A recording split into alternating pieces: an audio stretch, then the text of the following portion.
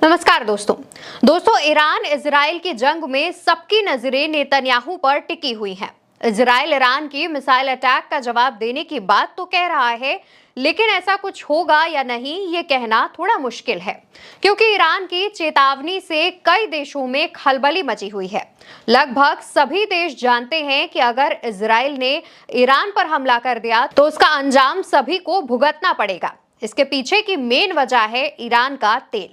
Iran ने missile attack करने के बाद एकदम सख्त लहजे में कह दिया था कि अगर इजराइल इसका जवाब देता है तो उसका अंजाम बुरा होगा। वहीं इजराइल भी ईरान के तेल ठिकानों पर हमला करने की बात कर रहा है और इजराइल के इस बयान से ही अमेरिका के हाथ पांव फूल रहे हैं। कई देश तो अमेरिका के सामने अपना दुखड़ा लेकर पहुंच गए कि कैसे भी करके इजराइल को ये करने से रोका जाए। दरअसल दोस्तों, ईरान ने साफ लहजे में कह दिया है कि अगर उसके तेल ठिकानों पर हमला हुआ तो खाड़ी देश के भी तेल ठिकाने सेफ नहीं रहेंगे।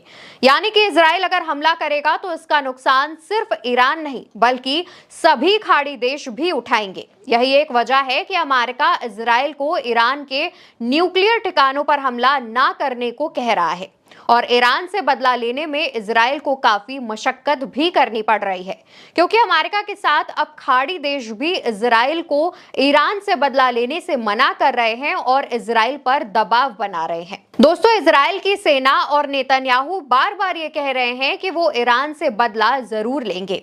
इजराइल ईरान के तेल ठिकानों पर हमला करने की प्लानिंग कर रहा है, लेकिन इजराइल पर सिर्फ अमेरिका ही नहीं बल्कि खाड़ी देश भी दबाव बना रहे हैं जिससे कि वो ऐसा ना करे। खाड़ी देशों को यह डर है कि अगर इन दोनों की जंग बढ़ी तो ईरान समर्थित गुट उनके तेल ठिकानों पर भी हमला कर सकते हैं। तो वही समाचार एजेंसी रॉयटर्स के मुताबिक सऊदी अरब, संयुक्त अरब अमीरात और कतर समेत खाड़ी देश खुद को जंग में फंसने से बचाने की कोशिश भी कर रहे हैं और इन देशों ने अमेरिका को साफ कह दिया है कि वो इजराइल को ईरान पर हमला करने के लिए अपने एयर स्पेस यानी कि हवाई क्षेत्र का इस्तेमाल नहीं करने देंगे। दोस्तों, ईरान के मिसाइल हमलों के बाद इजराइल ने ईरान को सबक सिखाने की कसम तो खाई है। नेतन्याहू भी ईरान से बदला लेने के लिए बौखलाए हुए हैं। तो वहीं दूसरी तरफ ईरान भी कह रहा है कि अगर उस पर कोई हमला होता है तो उसके जवाब में इजराइल को तबाह कर दिया जाएगा। इससे आशंका जताई जा रही है कि उनके इलाकों में बड़ी जंग छिड़ सकती है, जिसमें खाड़ी देशों के अलावा अमेरिका भी घिसट सकता है। दोस्तों, ईरानी अधिकारी और एक ईरानी राजनयिक के हवाले से जानकारी मिली है कि ईरान ने सऊदी अरब को आगाह किया है कि अगर इजराइल को किसी भी तरह की मदद दी गई तो वो खाड़ी देश के तेल फैसिलिटी की सुरक्षा की गारंटी नहीं दे सकता। ईरान ने साफ कह दिया है कि अगर खाड़ी देश इजराइल के लिए अपना एयर स्पेस खोलते हैं तो ये जंग छेड़ने जैसा होगा। दोस्तों, ईरानी राजनयिक ने बताया कि तेहरान ने रियाद को साफ तौर पर कह दिया है कि अगर इजराइल को ईरान के खिलाफ कोई समर्थन या मदद मिलती है तो इराक और यमन जैसे देशों में उसके सहयोगी गुट जवाबी कार्रवाई कर सकते हैं। वहीं सऊदी अरब के क्राउन प्रिंस मोहम्मद बिन सलमान और ईरानी विदेश मंत्री अब्बास अराक्ची के बीच इजराइल के संभावित हमले को लेकर बातचीत भी की गई है। दोस्तों, नेतन्याहू और इजराइल की सेना आईडीएफ कह रही है कि वो ईरान पर एक बड़ा हमला करने की तैयारी कर रही है।